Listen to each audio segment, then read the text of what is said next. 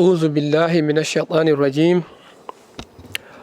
بسم الله الرحمن الرحيم.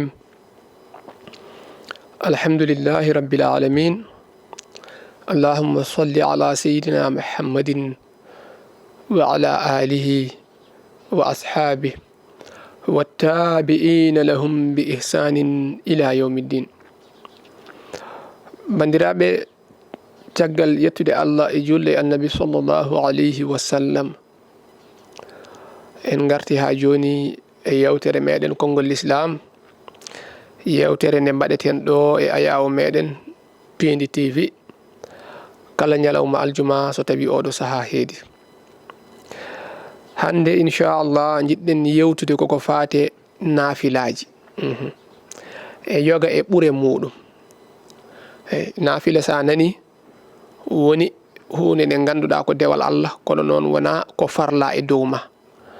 Farilla woni ko ganduɗa ine waɗɗi nde mbaɗata, sa waɗani a heɓat bakkat, kono sa waɗi a heɓan baraji. Wa amma naafila woni ko ganduɗa waɗɗakima,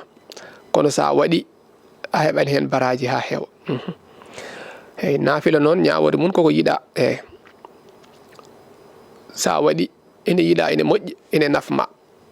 kono noon sa waɗani loratama. Te naafilaji foof noon ɓuuri e naafilaji ko naafilde njuulu. Nde wonno njuulu ko naafila, janngude alqur'ana ko naafila, julde e nelaɗo Allah sallallahu alaihi wasallam ko naafila,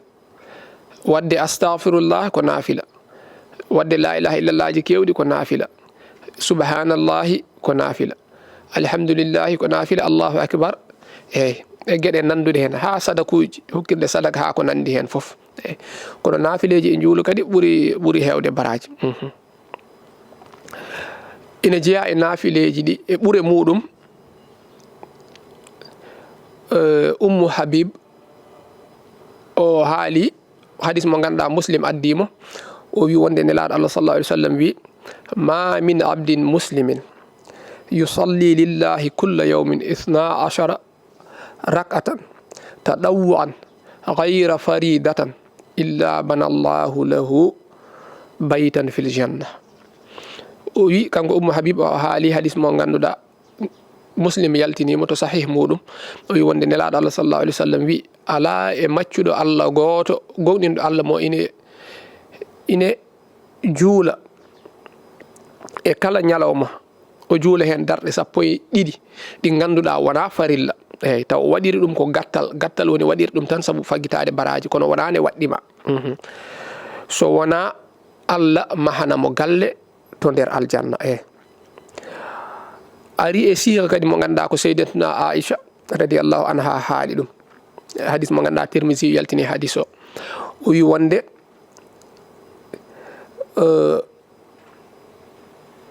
nelaɗo Allah sallallahu alaihi wasallam wi kala julɗo darɗe 12 ma Allah mahan mo galle to aljanna. O wi darɗe 4 o juulata ko adinde o juulat tisbar, o juula darɗe 2 caggal tisbar. Hono noon kadi caggal futuro o juula darɗe 2, o juula kadi darɗe 2 caggal geeƴe, kañum e darɗe 2 ko adinde o juulata subaka. Wira ari e oɗo façon kadi. Ko hono noon kadi ari e hadis wonde nelaɗo Allah sallallahu alaihi wasallam wi wonde kala juulowo darɗe 4 caggal tisbar e ko adi tisbar kadi darɗe 4 harramallahu hurrima alan nar. Kanko on mawo harmine e jeygol. Jeygol manam harma e makko. Oɗo joni oɗo hadis ko Abi Dawuda habrimo. Wiyama kadi ko Ummu Habib habre hadis oɗo. Te kadi won hadis mo ganduɗa Sayyidatuna Aisha addimo ko fati e rakatul fajir. Rakatul fajir woni darɗe 2 ɗe juulata ko adi aɗa juula subaka. O wi wonde nelaɗo sallallahu alaihi wasallam wi rakatal fajir khayrun min ad-dunya wa ma fiha. O wi darɗe 2 fajiri ɗen ɓuri e aduna, kala ko woni e aduna, kañum e aduna e hoore mum. Kala ko woni e aduna fof darɗe ɗiɗɗe ɗon nelaɗo sallallahu alaihi wasallam wi ɓuri ɗum waɗi immade ko adi ne weeta juula de juula subaka ko hunde moƴƴere woni ɗon eyi nde wonno sa immima taw weeti walla immima taw fajiri yoni hankadi ha nana ɓenna hankadi a juulataɗe eyi te ko ɗen tan woni darɗe e joɓeteɗe e nafilaji woni caggal zawal yoɓete sa immima taw fajiri yoni sa andi a juulide a juuli a wi aɗa juula subaka hankadi waktu cuɓaɗo wonande subaka juulu subaka o ɓennat hankadi accanɗe juula subaka tan kono noon so wi ha zawal yoni nden a juulani ma en kaalo e ñawoji muɗum ɗeɗo darɗe foof eyyi won hadis mo ganduɗa abi hurayrata habrimo eyyi ko biyeteɗo haris ibnu qubayda o wi mi yehino madinatul munawwar garmi e madina ñaagui mbimi allahumma yassir li jalisan salihan ya an allah mbiɗa ñaaguma nde newnanta kam ɗo joddiɗo moƴƴo nde o naati e madina nde noon allah hoddiri o joddi e sahabiyanke ɓeyteɗo abi hurayrat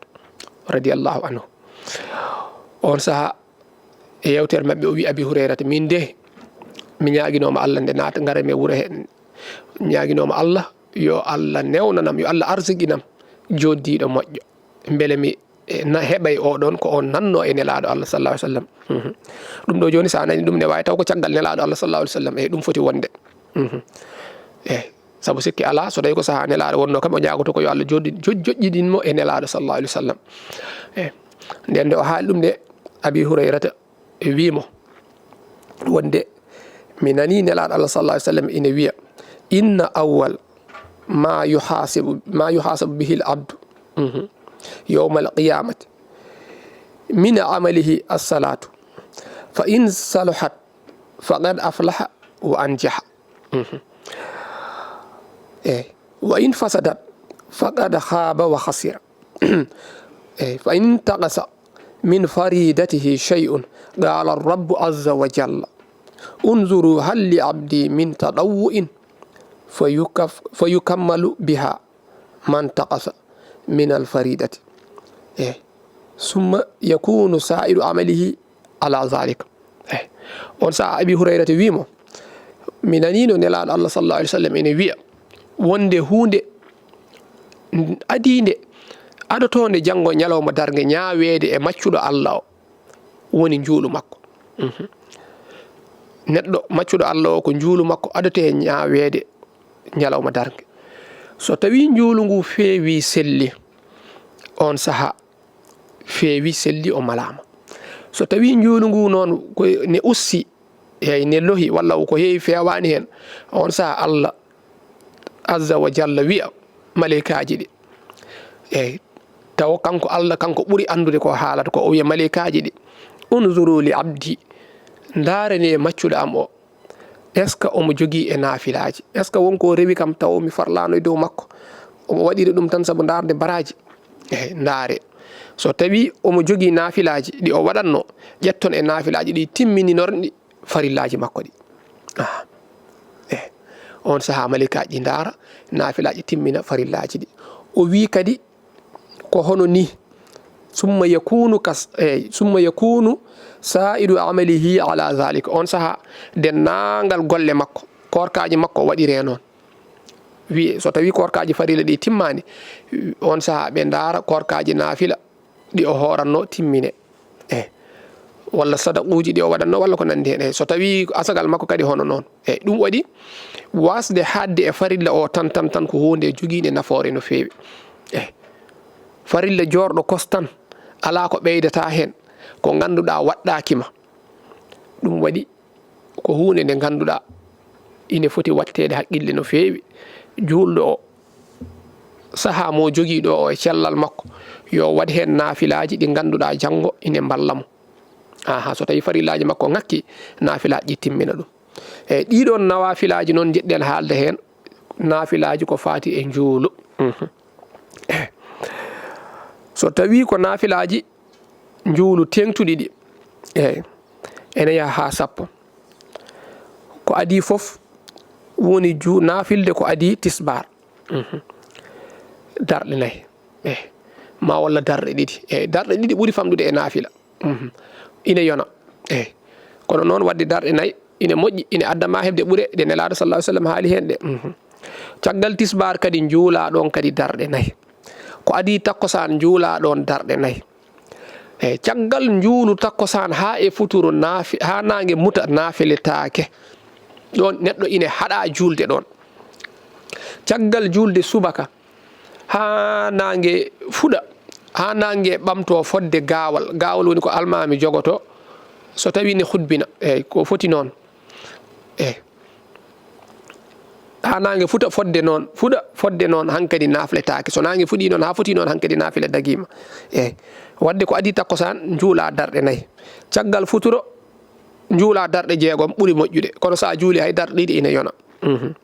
caggal gueƴe kadi juula ko alda e dottode darɗe ɗiɗi sa welama noon juula darɗe 12 nelaɗo sallallahu alaihi wasallam ne juulanno ɗum jamma ko hono noon kadi juulu feññangue woni so nangue fuɗi ha ɓamtima on saaha juula toon ko ɓuuri famɗude ko darɗe ɗiɗi ko ɓuuri hewde ko darɗe 6 sa welama juula darɗe ɗiɗi sa welama juula 4 sa welama 6 sa welama 6 ɓuuri hewde hen ko hono noon kadi ko wiyete tahajjud woni immade feccere jamma leloɗa ha 3 heures jamma walla 4 heures walla ko 5 heures ko adi salatu fajiri ne yona gimmoɗa aɗa nafla ɗum kadi ko hunde wande nafoore no fewi ko ɓuuri moƴƴude noon e wadde tahajjud ko tataɓal jamma cakkitigal ngal gimmoyɗa hen woni taw hankadi subaka fandima taw yonani taw gimmoyɗa hen aɗa nafla ko hono noon kadi julde safa e witiri ha joni koye nafilaji tengtuɗi witiri ko darɗe ɗiɗi ko adi safa o mbiyannomi ko darɗe ɗiɗi witiri o ko darde wotere kañum uddirte ko hono noon kadi ene jeeya e nafilaji tengtuɗi tarawih woni darɗe nafleteɗe korka ɗe ko ɓuuri moƴƴude hen ko darɗe 20 taw gueƴe ala hen sa juuli gueƴe on saaha naflon darɗe 20 so gayni pawa hen safa e witiri kala darɗe ɗiɗi foof silmine so tawi jomum Allah hokki ɗum ne wawi janggude hen deftere alqur'ana nde foof on saaha ine moƴƴi ɗum noon koye korka he lewru ndu foof wona jamma goto ine ɓuuri yiɗede kadi julde ɗum e galle mum wasa julde tarawih o woni nafilaji korka ɗi ne wasade juulede to jama so tawi noon ɓolɗinta jama o so tawi so juulama hankkadi yimɓe fof ko galleji juuloyde jama o hankkadi juulu gueƴe o jaati heɓata yimɓe hankkadi ine waɗi nde ɓe juuloyte jama to so tawi noon gandi jomum ne andi hayso juuli galle mum haɗata jama ma waɗ juuloɓe toon gueƴe ɗe hankkadi o juula ɗum galle muɗum ɗum ɓuuri moƴƴude ko hono noon kadi ine jeeya nafileji ko wiyete tahiyatul masjid woni salminago jama nelaɗo sallallahu alaihi wasallam haali neɗɗo so ari e jama haade makko jooɗade yo juul darɗe ɗiɗi on noon ko garɗo taw waktu yonani omo yiiɗi jooɗade e jama ha nde waktu yonoyi foof oɗo wiya yo juul darɗe ɗiɗi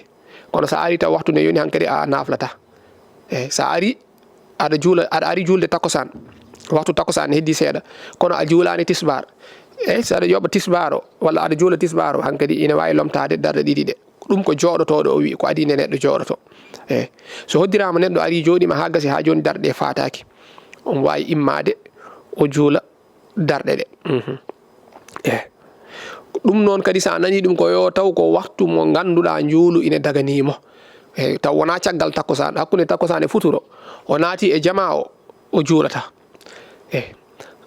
ɗum noon birtotoɗo jama natɗo jama ne jogui toon haaju ne yalta walla eɓe jogui toon goski omo yaaha lotoyde goski ki o naati e nder jama to juulete to on wiyaka yo wat tahiyatul masjid so ari joni omo juula farilla o anni to julde farilla o anni yo naworde hen tahiyatul masjid o o heeɓi baraji muɗum ɗum ɗo kadi ha joni koye nafilaji tengtuɗi jeeya so tawi noon ko safa e witiri ina yiɗa jomum sene juula safa o darde adinde o juula hen fatiha o jangga hen fatiha e sabbi isma rabbika ala darde ɗimmire nde o jangga hen fatiha e qul ya ayyuhal kafirun so tawi ko witiri o o janga hen fatiha e qul huwallahu ahad kañum e qul a'udhu rabbil falaq e qul a'udhu birabbin nas o juula ɗum e witiri hatta noon seeɗa men kadi ne jogui hen juuluji ɗi juulata darɗe wayno safa o min juula hen fatihaji ɗiɗi e inna anzalnahu dan ɗimbirde kadi fatiha laabi ɗiɗi e inna anzalnahu witiri o ɓe janga hen fatiha laabi tati e inna anzalnahu fatiha noon firlinde ɗum firlinde ɗum en kaalino e farilla ko mazhab imam malik on wiɓe farilla sa jangi hen fatiha laabi ɗiɗi juulma boni won wiɓe noon bonani kono noon nafila ine dagui te safa e witiri ko nafila ine daganima wadde ne jangata hen fatiha laabi ɗiɗi kala hen darde so tawi ko witiri o janga hen fatiha laabi tati so tawi noon ko rakatul fajiri en kaalino waktu en paalino koye nafilaji tengtuɗi jeeya te en mbino so tawi fatima ina yoɓe so zawal yoni rakatul fajiri o woni darɗe ɗiɗi gaɗoteɗe juulede saɗa juula subaka so juula subaka yoni hewɓe noon ne jiiɓodira ɗon darɗe ɗiɗi gaɗeteɗe juulede ne jangge dande less ɗen goni fajiri ɗen goni nafila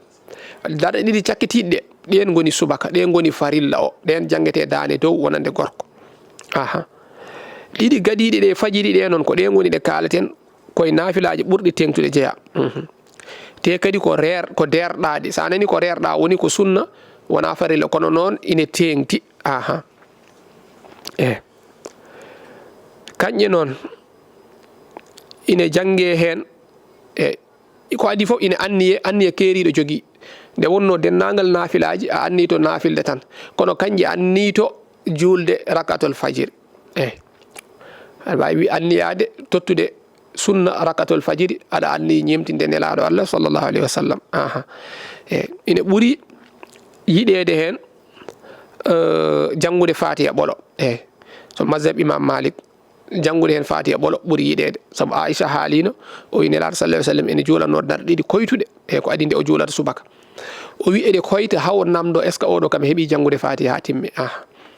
mazhab imam malik fatiha ɓolo ɓuuri yiɗede hen kono hay haɗata won seere ɓe wiɓe janngude e darde adine nde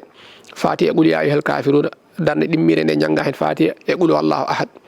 kadi koye habrama wonde nelaɗo jangganno ɗum wonde mazhabuji goɗɗi kadi jangete ko dande less waktu mum noon ko ma waktu subaka yona ma fajiri feera nde juule neɗɗo noon juulata ɗum ko adi nde subaka yonata waktu mum ko waktu ma fajiri feera waktu mo fajiri sellata juule o ko waktu oɗon juulete rakatul fajiri manam kala ni julɗa rakatul fajiri andu aɗa wawi julde subaka aɗa wawi rewondirde ɗe so tawi noon a immima anda waktu yoni walla yonani a juulide caggal mum feeñanma waktu o yonani ha joni yonatama